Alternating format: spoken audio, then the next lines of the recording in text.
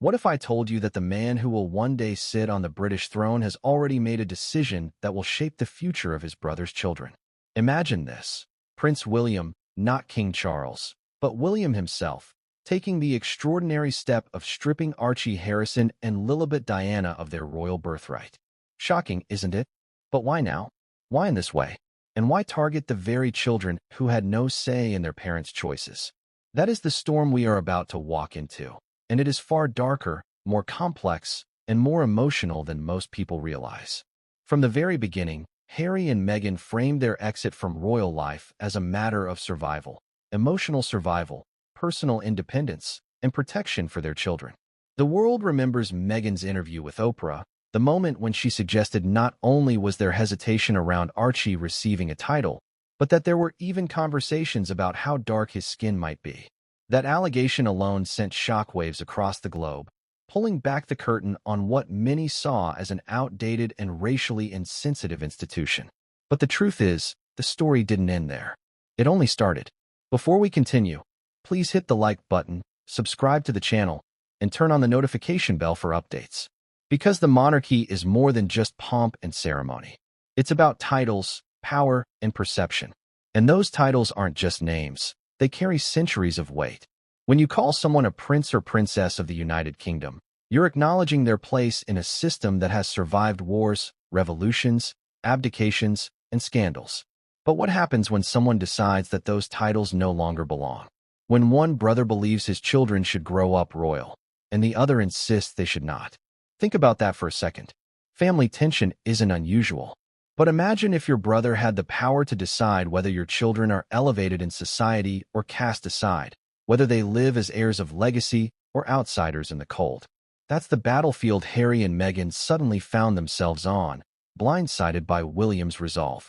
The public often forgets that Archie and Lilibet, under the letters patent issued by King George V in 1917, would automatically qualify for royal titles once their grandfather became king. It's a rule designed to preserve dignity and order in the line of succession. And indeed, when Queen Elizabeth II passed and Charles ascended, the Sussex children's entitlement technically came into effect. Meghan, reportedly, clung to that hope. She believed that despite all the drama, all the cutting remarks, all the distance between Montecito and Windsor, her children would be recognized. But then came the twist. Behind palace walls, William had been pressing for something else entirely: a slimmed-down monarchy. A monarchy that, in his view, should not include children being raised thousands of miles away. Children whose parents openly criticized the very institution that grants them prestige. From William's perspective, it wasn't personal. It was strategic. To him, granting Archie and Lilibet full titles would send mixed signals to the public and weaken the streamlined image he believed the monarchy desperately needed. But from Harry and Meghan's perspective, it was betrayal, pure and simple. Pause here. Ask yourself, was William right to prioritize the crown, even if it meant hurting his brother? Or was this a ruthless overreach that revealed a much colder, more controlling side of the future king? The middle of this drama is where it turns combustible. Harry and Meghan were reportedly unprepared for the finality of the move. They may have anticipated delays, discussions, negotiations, but not a hard stop. Meghan's fury was palpable. Here was a woman who had sacrificed her career, endured relentless media scrutiny, fought accusations from every corner of the press, and, in her mind, survived outright cruelty from the institution. And now, she saw her children being punished for choices she and Harry made. Harry, on the other hand, was torn in a way only a younger brother could be. On one side stood Meghan, who urged him to fight back, to demand what she saw as her children's right. On the other stood William, a brother he had once been inseparable from, now positioned as his judge and executioner. Harry's love for his children collided with his duty to family and tradition. The result? Conflict, confusion, and a man once known as the Spare facing the ultimate reminder of his position, powerless in the face of his brother's authority. The media circus around this only deepened the wounds. Headlines screamed betrayal. Commentators speculated endlessly. Was this William's revenge for Harry's explosive memoir? A calculated move to protect Prince George's future reign? Or simply the inevitable consequence of Harry and Meghan's decision to abandon royal life? Every explanation was worse than the last. Every new story added fuel to the fire. And all the while, Harry and Meghan were left to answer impossible questions from a world that wouldn't stop watching. Can you picture the conversations inside Montecito's walls? Meghan pacing, furious, asking Harry how he could let this happen. Harry insisting that William had crossed a line, but still struggling to confront his brother directly. The children, innocent, oblivious, playing in their garden while headlines about their stripped titles circled the globe. This isn't just a political story. It's a human one. A family being torn apart in ways that may never be repaired. And here's the irony. The very titles William fought to withhold may not matter in the way they once did. Meghan has long known how to wield media attention, and in America, the titles Prince and Princess hold a kind of fairy tale allure, regardless of whether the palace formally acknowledges them. In California society, on magazine covers, at high-profile events, Archie and Lilibet's lineage ensures they will always carry a mystique. Meghan could lean into that. Harry could resist it. But in both cases, William's decision risks backfiring, because trying to diminish their importance may have only made them more famous. But there is another layer here, one even more dangerous. William's actions may have set a precedent. By taking this step, he has redefined what it means to belong to the monarchy in the 21st century. That's not just a family matter. That's a constitutional one. If titles can be withheld or stripped at will, then the entire system becomes a game of politics rather than tradition. And once politics enters the arena, chaos follows. So what happens now? How do Harry and Meghan respond? Do they escalate with public retaliation, exposing even more secrets from the palace? Do they retreat, licking their wounds while building their empire in America? Or do they double down, fighting for recognition in the international arena, using the sympathy of millions to turn the tide? One thing is certain, this isn't the end of the story. It's only the first act. William has made his move. Harry and Meghan are reeling. And the monarchy is left with a fracture so deep, it may take generations to heal.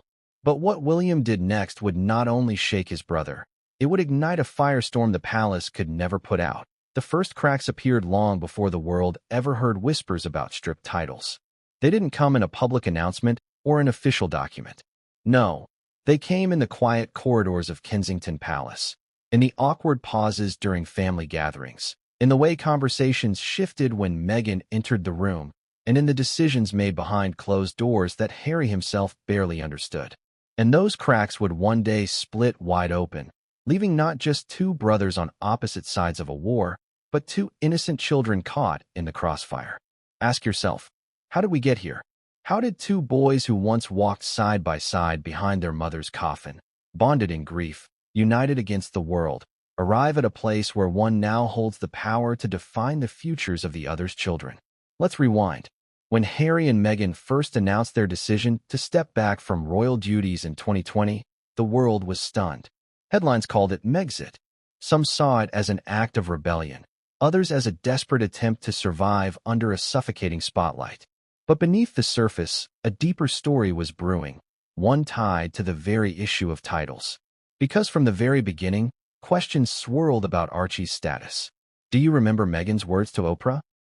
That shocking claim that the palace deliberately withheld a title from Archie, even as he was born into the royal bloodline? She said there were concerns and conversations about what that would mean, and more hauntingly, what his skin color would look like. That allegation cracked the facade of royal unity and thrust the world into a debate about race, tradition, and hierarchy. But in truth, it wasn't just about Archie. It was about control. From William's vantage point, the writing was already on the wall. The monarchy, in his mind, couldn't afford to drag every cousin, every distant branch of the family tree into the spotlight with full princely titles. He had seen firsthand how the firm had been weighed down in previous decades, minor royals clinging to public funds, scandals erupting over relatives no one really understood.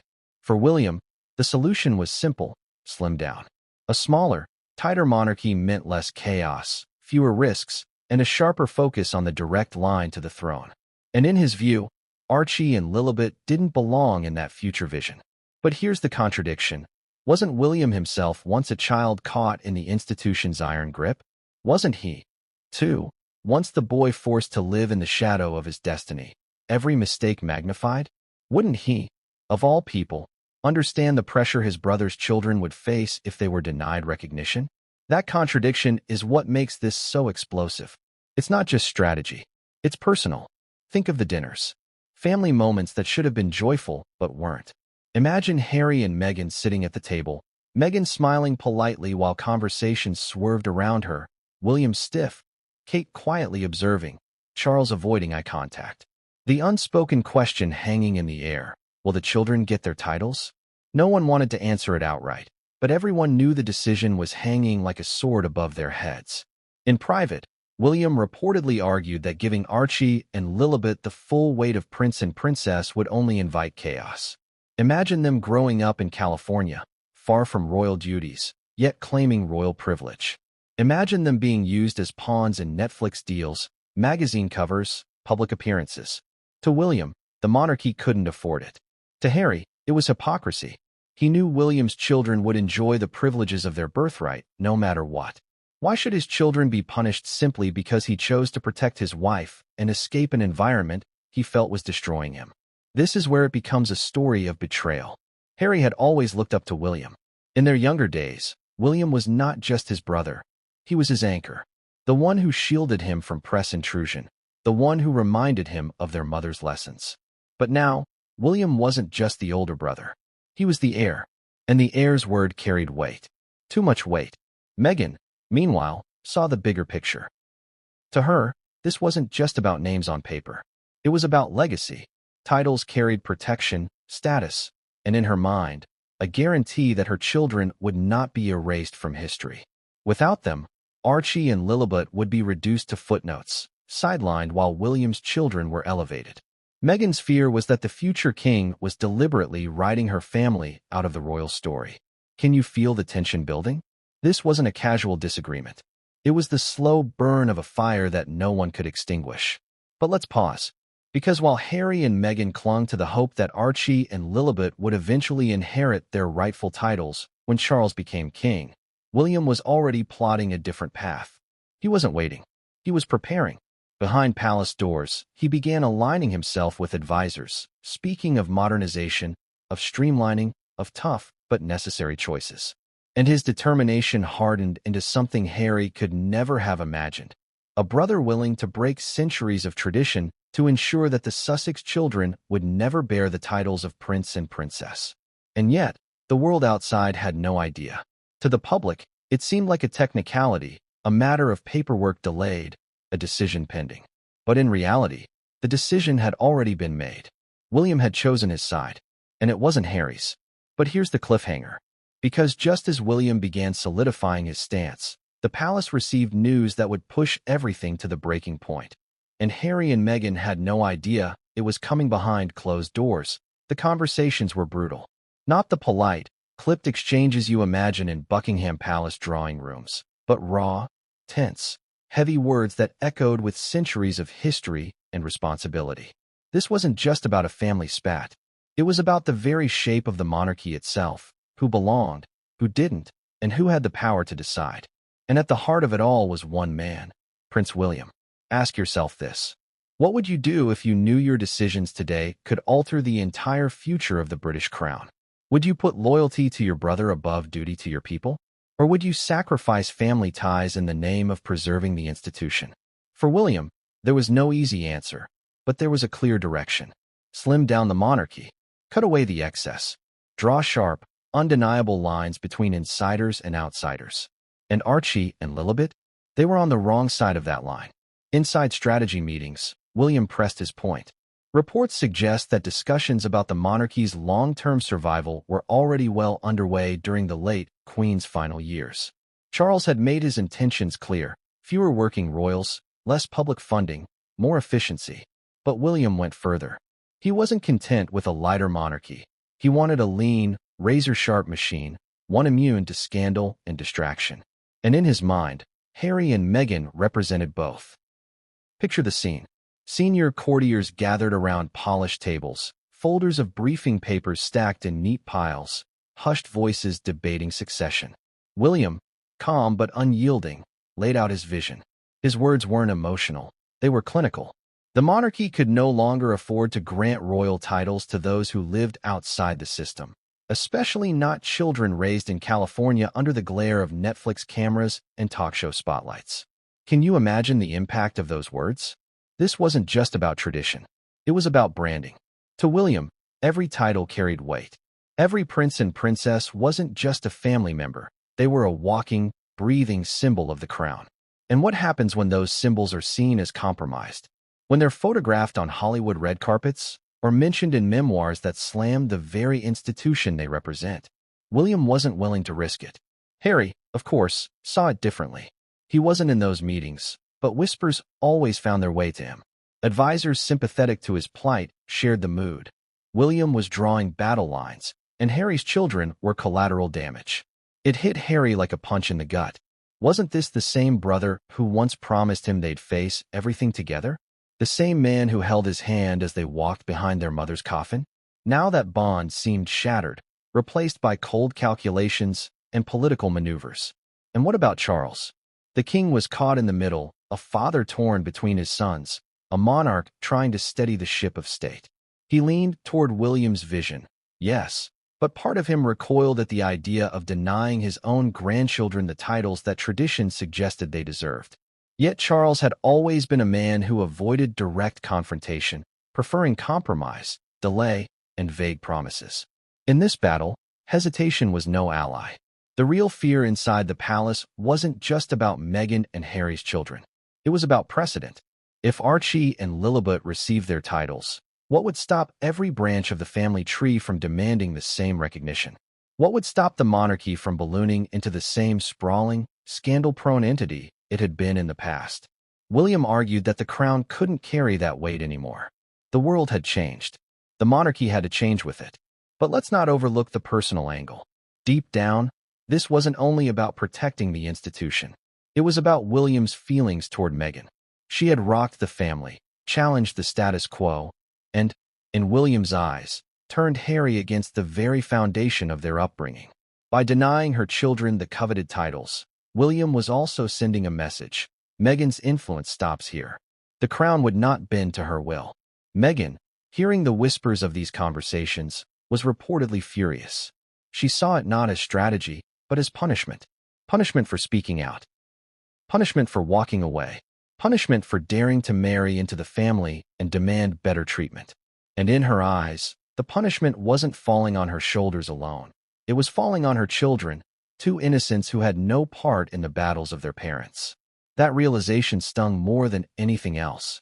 Now think about the contradictions here. William insisted his plan was about modernization, but wasn't stripping children of titles one of the most old-fashioned power plays imaginable? Meghan claimed it was about cruelty, but wasn't it also true that she wanted the glamour and global recognition those titles provided, even while rejecting the duties that came with them? Every angle revealed a hypocrisy. Every choice exposed a contradiction, and every conversation deepened the chasm. The tension grew unbearable.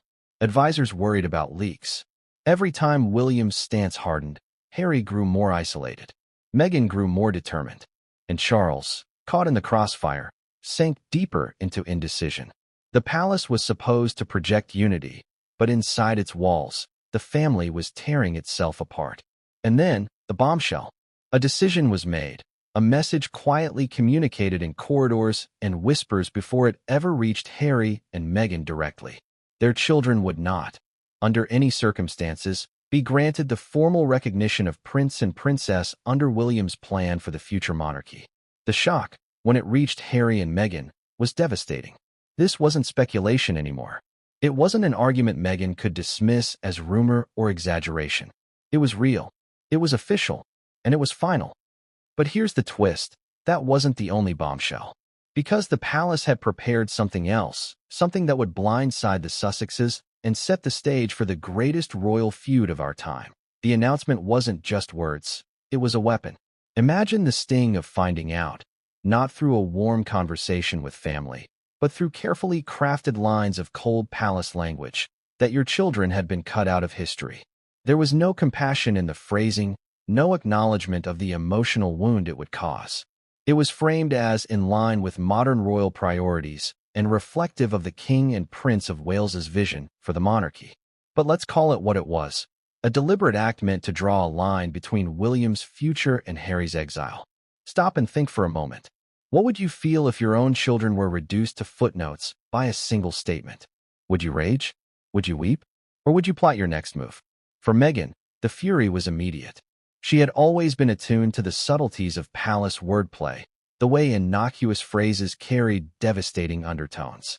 And here, in black and white, was proof that the institution she had once married into would never accept her or her children as equals.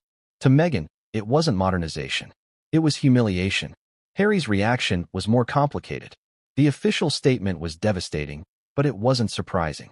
He had felt the chill from his brother for months, if not years.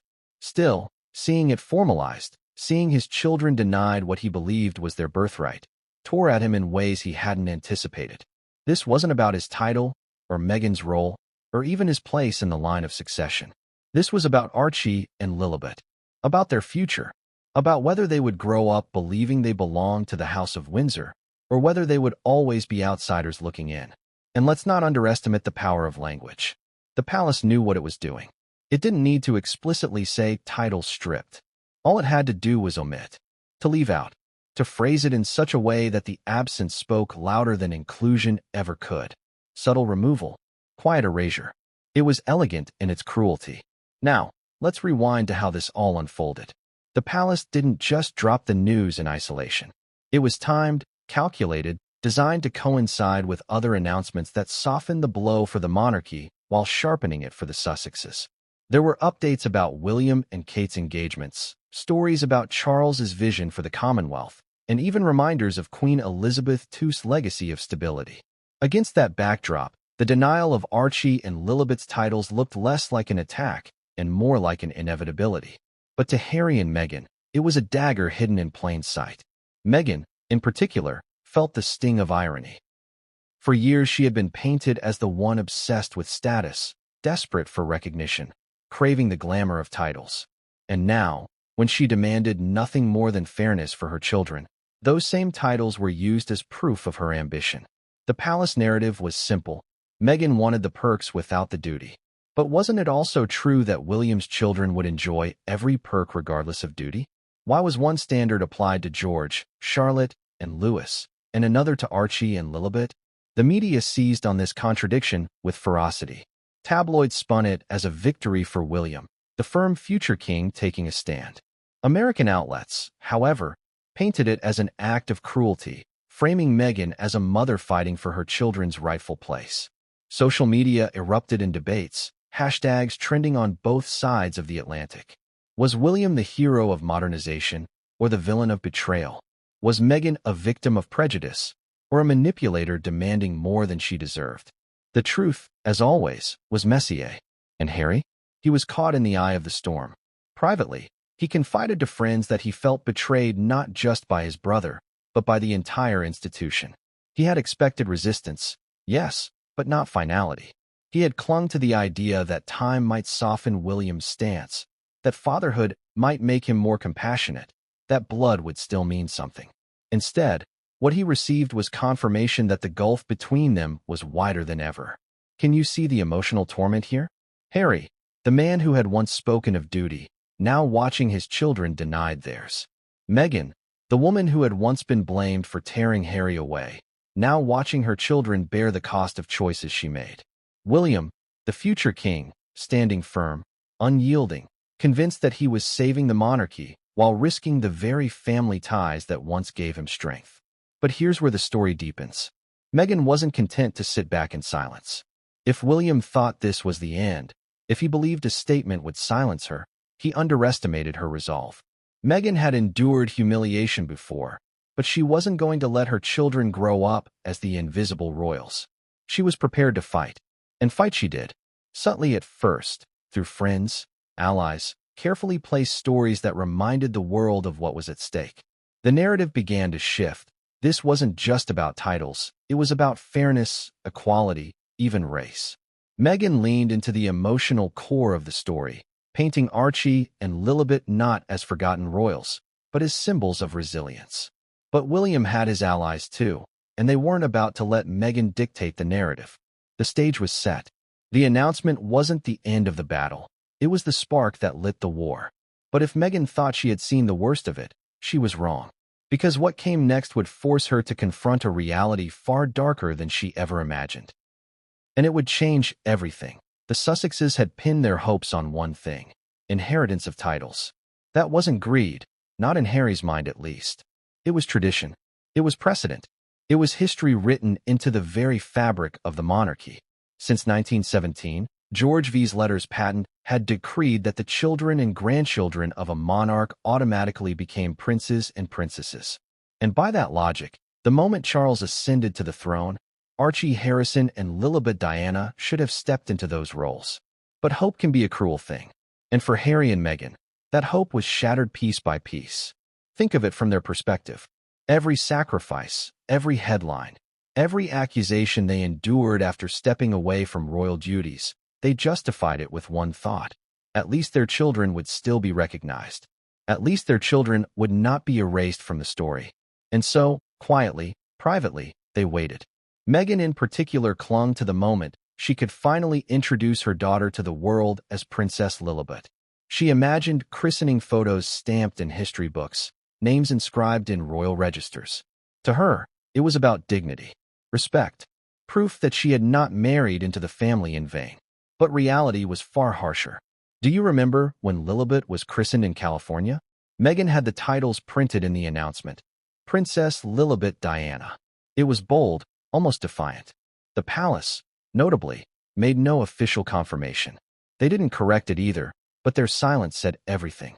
Meghan had tried to manifest the titles into existence, but William's decision had already undercut it. That quiet rejection cut deeper than any public statement ever could. The irony here is devastating. Titles, in theory, were meant to unite, to signify shared heritage and belonging. But in this case, they became weapons. For Meghan, they were shields, protection for her children in a world that had already judged them. For William, they were liabilities, vulnerabilities that risked dragging the monarchy into scandal after scandal. And Harry? He stood in the middle, his heart pulled in two directions: loyalty to tradition, loyalty to his wife, loyalty to the children who would one day question why they had been treated differently from their cousins. Picture Archie as he grows older. A boy aware enough to see his cousins addressed as Your Royal Highness, while he is simply Archie. How do you explain that to a child? How do you explain to him that his bloodline is the same, but his recognition is not? Can you imagine the questions at school, the sideways glances, the quiet judgment? Meghan could, and that is what drove her fury. The brand value of those titles also can't be ignored.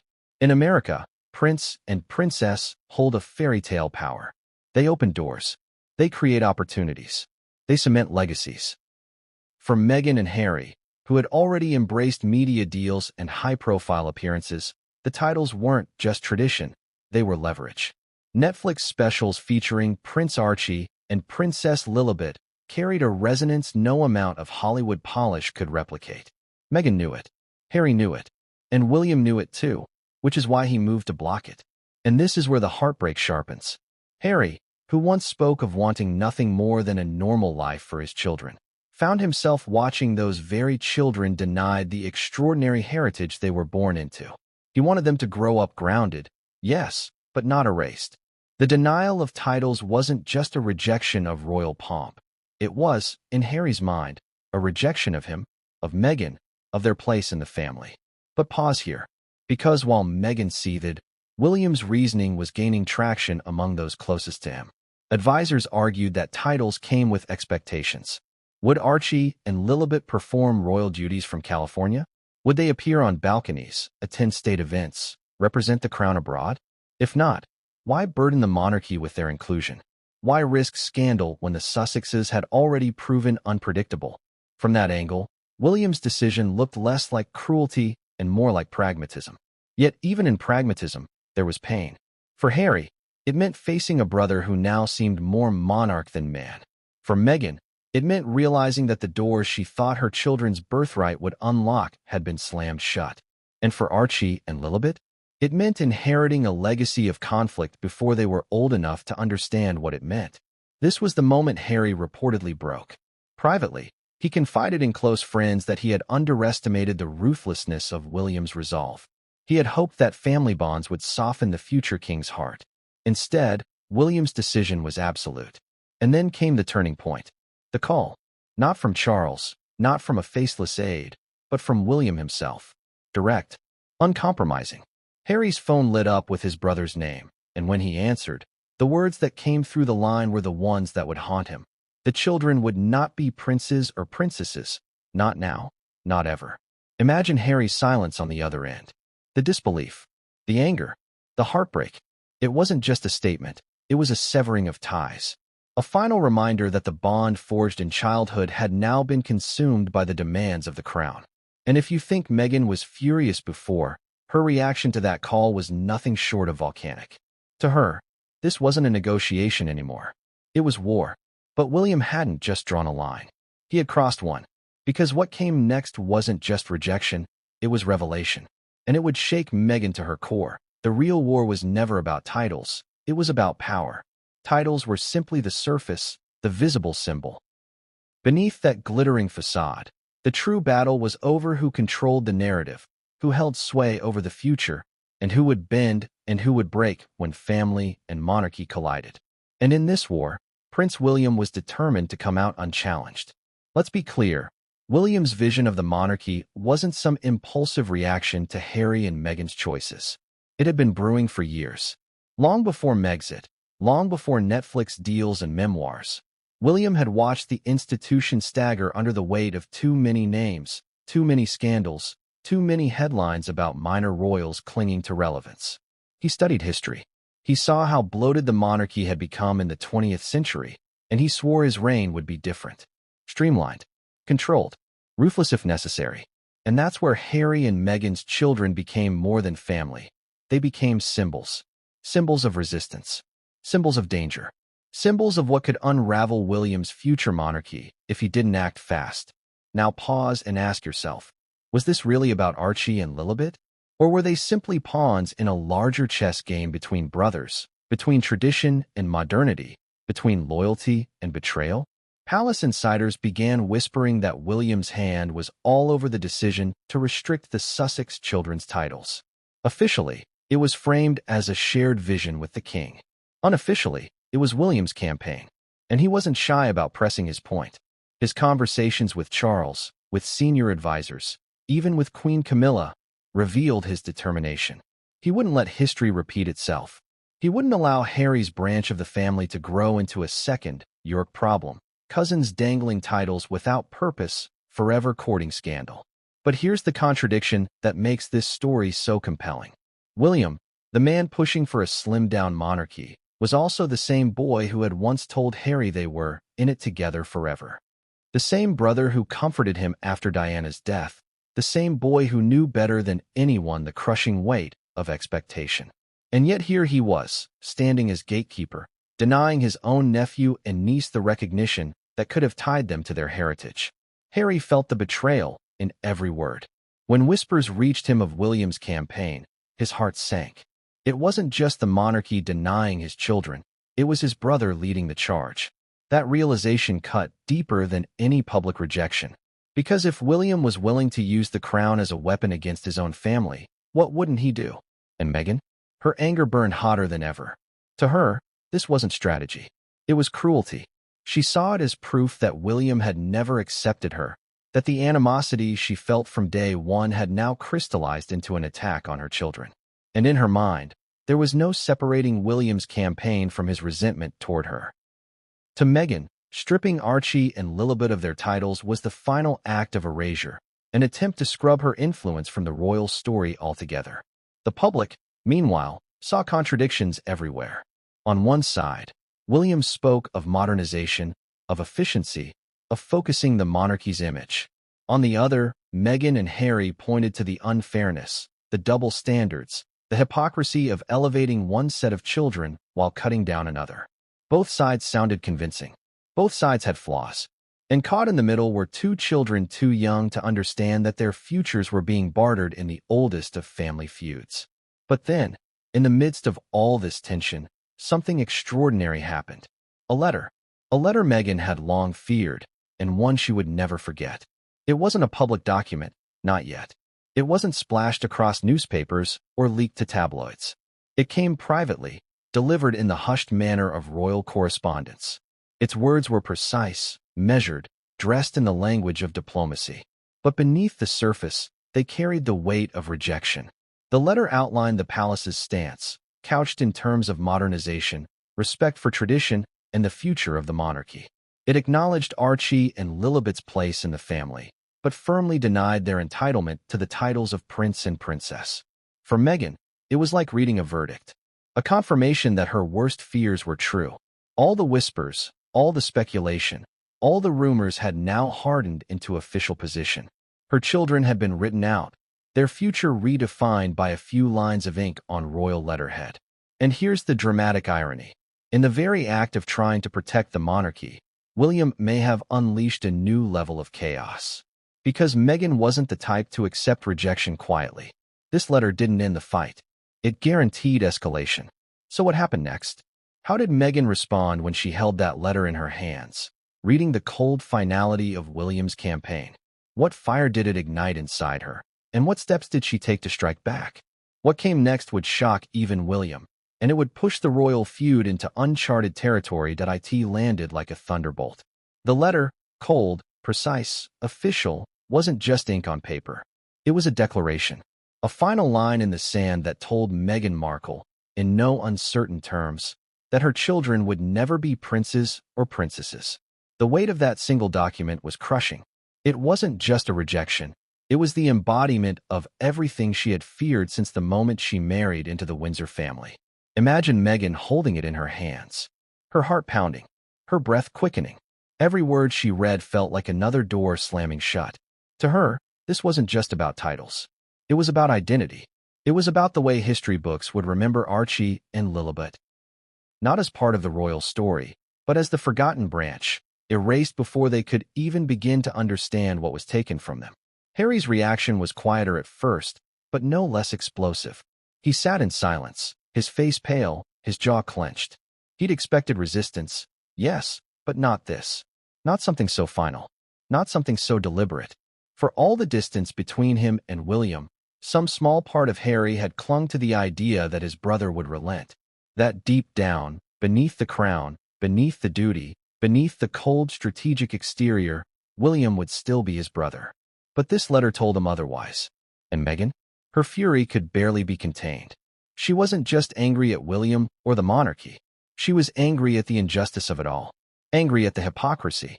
Angry at the thought of explaining to her children why their cousins enjoyed titles while they did not. She reportedly told Harry, "They don't just want to silence me. They want to erase us." And in her mind, that letter was proof. Now let's pause here. Can you imagine the emotional toll? To be told, in writing, that your children were unworthy of the recognition their bloodline guaranteed them? To know that the family you married into had not only rejected you, but had extended that rejection to the very children you carried, birthed, and loved? For Meghan, it was unbearable. The media frenzy erupted almost immediately. Whispers of the letter leaked to journalists, though its exact contents remained hidden. Still, the narrative was clear. The palace had closed the door on Archie and Lilibet's titles. Some papers framed it as William's bold vision for a modern monarchy. Others painted it as a cruel, calculated strike against Harry and Meghan. But either way, the world knew something monumental had happened. And that media storm only deepened Meghan's anger. She saw headlines that framed William as decisive, strong, future-focused, while she was painted as desperate, clinging to titles, bitter about rejection. The irony was staggering. Meghan, who had once spoken about the cruelty of being labeled, now found her children defined by what they had been denied. Harry, meanwhile, wrestled with an impossible choice. Should he stay silent, out of respect for the family he once loved, or should he speak out, defending his children against what he saw as a calculated injustice? Silence meant complicity. Outspokenness meant open war. And Harry knew whichever path he chose, there would be no going back. But perhaps the most chilling aspect of that letter was the way it was delivered. No conversation, no discussion, no attempt to soften the blow. Just words on paper, sent like a decree from on high. It reminded Meghan of every moment she had felt isolated in the palace, every time she had asked for help and been met with silence. And now, that silence had extended to her children. The American press seized on the drama, casting Meghan as a wronged mother fighting for her children's rights. Talk shows buzzed. Commentators debated. Public sympathy grew, especially in the United States, where the idea of denying titles to children based on internal family politics felt archaic, even cruel. But in Britain, the narrative was different. There, Meghan was portrayed as manipulative, ambitious, obsessed with status. Two countries, two worlds, two completely different interpretations of the same letter. And then came the personal fallout. Meghan reportedly broke down, her anger mingling with despair. Harry tried to comfort her, but he was crumbling too. He saw the pain in his wife's eyes, heard the desperation in her voice, and knew he had failed to protect her yet again. He had failed to protect their children, and that failure haunted him. But here's where the story turns. Meghan wasn't going to accept defeat. The letter, for all its coldness, ignited something inside her. If the palace thought a piece of paper would silence her, they were wrong. Meghan had another battlefield, a louder one, a more public one, and she was prepared to use it. Because if William believed that denying Archie and Lilibet their titles would secure the monarchy, he hadn't considered the one weapon Meghan still had at her disposal: the world's sympathy and the platform to wield it. What happened next would blindside the palace. Meghan's fury transformed into action, and her next move would make William realize that this war was far from over. California became their battlefield. Not the rolling lawns of Windsor, not the centuries-old corridors of Buckingham Palace, but the sun-drenched hills of Montecito, the flashing cameras of Los Angeles, and the global media outlets hungry for the next twist in the Sussex saga. Meghan and Harry no longer needed the palace's approval to tell their story. They had their own stage, their own microphones, their own army of sympathetic voices ready to amplify their pain. If William thought a letter could silence them, he had underestimated them gravely. The Sussex PR machine roared to life. Strategically leaked conversations, carefully chosen interviews, subtle references in Netflix projects. Every move was crafted to frame Meghan and Harry not as bitter exiles, but as a couple wronged, a family denied. "All we want," Meghan told one confidant, "is fairness for our children." And those words, repeated in whispers and headlines, became the rallying cry. Can you imagine the power of that narrative in America? Here was a black woman, once celebrated as a modern princess, now fighting for her children against an institution accused of prejudice and cruelty. It was a story tailor-made for talk shows, documentaries, and magazine covers. Meghan knew it, and she leaned into it with precision. But let's not pretend the palace stood idle. William's camp pushed back through its own channels. Loyal courtiers spoke to trusted reporters, painting Meghan as obsessed with status, unable to let go of the very system she had claimed to reject. The contradiction was laid bare for the public to judge, Meghan denouncing the monarchy while demanding its privileges. Was she a victim or a manipulator? A wronged mother or an ambitious social climber? The world split down the middle. And Harry? His anguish grew heavier. He wanted to protect his children, but every step Meghan took dragged him further from his brother. He watched William's image harden in the press, the strong heir, the decisive leader, while he was cast as the rebellious prince, lost in California, forever on the outside. Harry had once hoped that telling their story would bridge the gap. Instead, it widened the gulf. The emotional toll on Archie and Lilibet, though too young to understand, loomed large in Meghan's mind. She imagined Archie one day Googling his name, seeing headlines that declared him unworthy of being called a prince. She pictured Lilibet asking why her cousins had titles while she did not. These weren't abstract fears, they were inevitabilities. Meghan was determined that when those questions came, she would have an answer. She would be able to say, "I fought for you." And fight she did. The Sussexes ramped up their public appearances, always careful to control the narrative. Meghan emphasized motherhood, Harry emphasized pain. They became symbols of resilience, cast as underdogs battling a centuries-old system. The American audience, steeped in stories of reinvention and rebellion, embraced them. Meghan became more than a duchess. She became a modern warrior mother in the eyes of millions. But back in Britain, the narrative curdled. The tabloids sharpened their knives. Meghan was accused of waging war from across the Atlantic, of trying to weaponize public sympathy against the monarchy. And at the center of those articles was always William, portrayed as the steady hand holding firm against the chaos of Montecito. The future king versus the runaway prince. The protector of tradition versus the rebel fighting for relevance. This wasn't just a family feud anymore. It was a global battle for image. Two brothers fighting not on the same battlefield, but on different continents, with different weapons, and for entirely different audiences. But then came the twist William hadn't expected. Meghan wasn't content with sympathy. She wanted validation. She wanted recognition. And to achieve that, she began reaching out quietly to allies beyond the UK, allies in politics, in Hollywood, even in international organizations that valued symbolism as much as substance. Behind closed doors, meetings were held. Proposals discussed. Could Archie and Lilibet be recognized in America in ways the UK had denied them? Could titles be reimagined, not as royal decrees, but as cultural honors, public acknowledgments of heritage and history? Meghan began exploring paths the monarchy couldn't control, channels the palace couldn't shut down. William, hearing whispers of this, felt the threat immediately. For him, this wasn't just Meghan's determination. It was defiance. And if Meghan could create a narrative strong enough to override his decision, it would expose the monarchy as weak, outdated, powerless. That, in his eyes, was unacceptable. And so, the war escalated. Two continents, two narratives, two families caught in a feud that seemed destined to consume them all. But while Harry and Meghan spoke louder, building their case in California, the palace had been preparing something of its own, something that would catch Meghan completely off guard. Because as the world debated titles and fairness, a new truth about succession and the monarchy's very foundation was about to come to light, and it would change everything. The truth about succession shocked everyone. What had seemed like a simple question of tradition and inheritance suddenly revealed itself to be far more complicated, far more fragile, and far more dangerous than anyone had admitted. The denial of Archie and Lilibet's titles wasn't just William's decision. It wasn't even just Charles's vision of a slimmed-down monarchy. It was tied to the very foundation of how the crown defines itself, and whether the rules that had stood for more than a century could be bent, broken, or rewritten. Most people don't realize how precarious the system really is. They imagine titles flow automatically, that being born a grandchild of a monarch is enough. But the truth? Nothing is automatic. Nothing is guaranteed. Every title, every style, every prince and princess exists because someone at some point decided it should.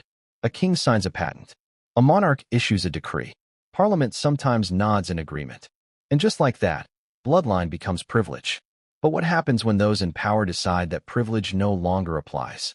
This was the iceberg Meghan and Harry suddenly found themselves crashing into. For years, Meghan had believed in the simple logic of George V's letters patent. Once Charles became king, Archie and Lilibet would be styled as prince and princess. That's what she clung to through the darkest days. But behind the walls of the palace, legal minds were already pulling apart that assumption. Could the letters patent be reinterpreted? Could they be limited by precedent? Could William, once he ascended, reshape them entirely? The answer, whispered in the corridors of power, was yes. And the whispers grew louder.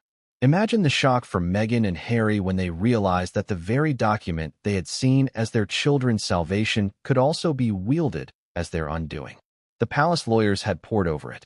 Historians had debated it. Advisors had argued both sides. And the conclusion that emerged was chilling. Titles were not rights. They were privileges. And privileges could be withheld. William seized on that argument like a lifeline. In private discussions, he framed it not as cruelty, but as modernization. We must adapt, he reportedly insisted. We must show the world the monarchy is leaner, sharper, focused. But beneath the polished language, the reality was stark. He wanted full control. He wanted to be the one who decided what the monarchy looked like and who it included. Pause for a moment and consider the irony. For centuries, titles were a shield, protecting royals from the chaos of politics. Now, politics had swallowed titles whole. The decision about whether Archie and Lilibet could be called prince and princess wasn't just a family feud. It was a constitutional question. It touched Parliament, the press, even international perception. It wasn't just about two children. It was about the monarchy's very identity. And the historical parallels? They were haunting. Go back to Edward VIII's abdication, when titles were reshaped overnight, stripping the Duke of Windsor and his American wife of full recognition. Go back to Princess Margaret, denied her chance to marry Peter Townsend in the name of tradition.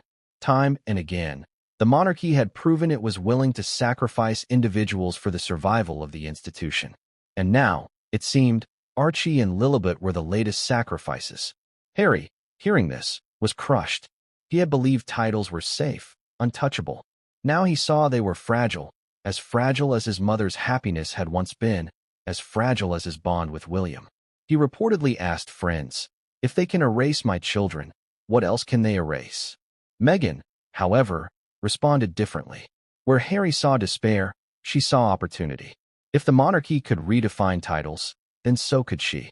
If the palace could play politics with heritage, then Meghan would play politics with narrative. She leaned harder into her role as mother and protector, emphasizing in every interview, every appearance, that this was about children, innocent children, being denied their rightful place. The emotional punch of that argument was undeniable. But William wasn't finished. He knew Meghan's narrative was powerful, but he had something she didn't. History, law, and the machinery of the monarchy on his side. He wasn't just shaping a decision for the present. He was shaping the monarchy of the future. And in his future, Archie and Lilibet had no place as prince and princess. The world, meanwhile, began to wake up to the deeper stakes. Commentators asked, if Archie and Lilibet could be denied, what did that mean for the monarchy's credibility? If rules could be bent for one set of children, why not for others? Was the monarchy truly an institution of tradition, or just another political machine in royal clothing? The debate raged, and every headline made the wound deeper. And then came the chilling discovery, a buried detail in the letter's patent that most people had long forgotten. A loophole, a clause, something that suggested Archie and Lilibet's entitlement might not have been as automatic as Meghan and Harry had believed. The revelation, once whispered into the press, spread like wildfire. For Meghan, it felt like betrayal all over again. For William, it was confirmation of his power. And for the monarchy, it was a reminder that succession wasn't just about blood, it was about control. But this was only the beginning.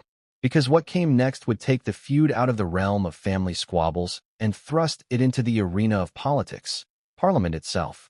And once the crown's battle spilled into Parliament, the stakes would rise higher than anyone could have imagined. That it wasn't just a family feud anymore. It was a constitutional crisis. The denial of titles had begun as a private wound, then exploded into a public scandal, but now it was creeping into the hallowed halls of Parliament. And when politics meets monarchy, sparks always fly. Think about this. The British monarchy isn't just a family tree with crowns and jewels. It's an institution tied to the law, bound by constitutional convention, scrutinized by elected officials. Every move, every decision, has ripple effects beyond Windsor Castle. So when whispers began to circulate that Archie and Lilibet's titles were being deliberately withheld, members of Parliament couldn't ignore it. Was this a matter of family discretion, or a precedent that needed legal clarity? Whispers became questions. Questions became debates. And soon, the issue of two children thousands of miles away in California was being discussed under the green lamps of Westminster. For William, this was dangerous. He had wanted a streamlined monarchy, one that he could shape decisively, one that would carry him into the future unchallenged. But once Parliament began murmuring, his authority wasn't just questioned, it was threatened. If lawmakers intervened, his vision could be undermined, even overturned. Worse, it could expose the monarchy as petty, vindictive, and politically manipulative, precisely what William had tried to avoid. For Meghan, though, Parliament's whispers were hope. She saw it as a crack in the wall, a chance to push her narrative into political territory where emotion meets law. And in politics, stories of children being denied their birthright carry enormous weight. Meghan knew that if she framed Archie and Lilibet not just as royal heirs, but as innocents caught in injustice, she could sway public opinion and maybe even spark legal challenges. But here's where the contradictions grew unbearable. Parliament itself was divided. Some MPs argued that William was right. The monarchy must adapt, slim down, modernize. Others countered that stripping children of their traditional titles wasn't modernization but cruelty, and worse, it risked dragging the crown into allegations of discrimination. One MP was even quoted as saying, "If this is allowed, we risk defining royal entitlement by geography and race, not by heritage." That line alone lit fires on both sides of the Atlantic. And let's not forget the public. Polls began to reflect the split. In Britain, a slim majority sided with William, praising him for protecting the monarchy from excess and scandal. In America, however, sympathy for Meghan and Harry soared. Talk shows turned the story into nightly fodder. Columnists debated the morality of it. Social media raged. Hashtags demanding fairness for Archie and Lilibet trended worldwide. The monarchy was once again at the center of a global culture war, and William was the man on the front line. Meanwhile, inside the palace, tensions reached boiling point. Advisors clashed over how to handle the growing storm. Some urged silence. Never complain, never explain. Others pushed for clarity, warning that silence could be read as guilt. Charles wavered, caught between his son's vision and the political reality. Camilla counseled caution, fearing that too much interference would only worsen the situation. But William? He was unyielding.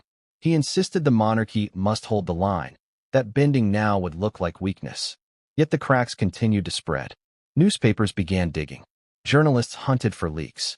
And then one story broke. A leak so explosive it sent shockwaves through both the palace and Westminster.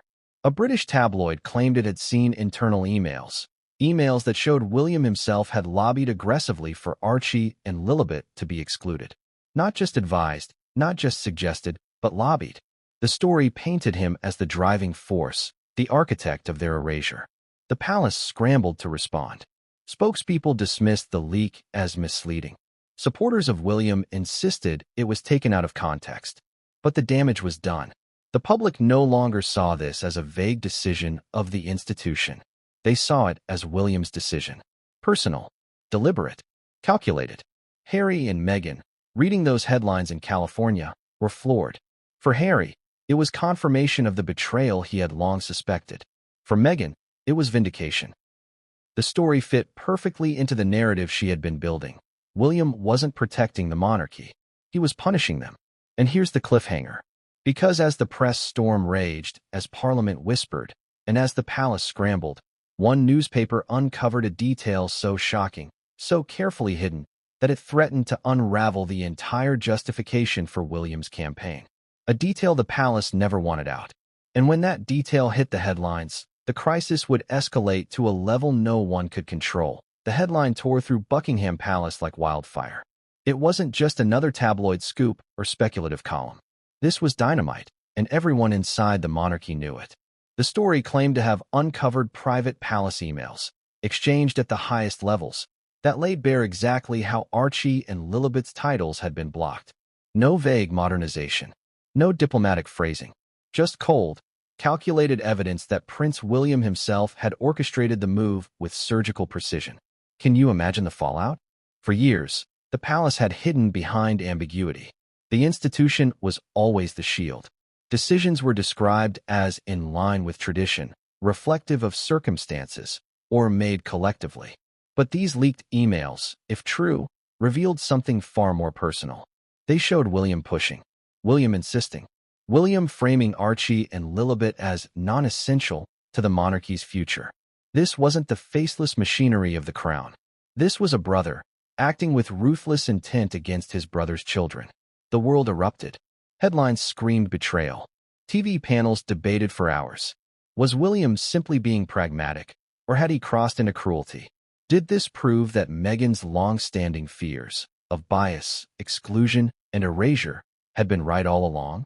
Inside Montecito, Meghan's fury burned hotter than ever. The letter had wounded her. But these leaked emails? They vindicated her. They proved she wasn't imagining things, that the hostility she felt from William wasn't paranoia but policy.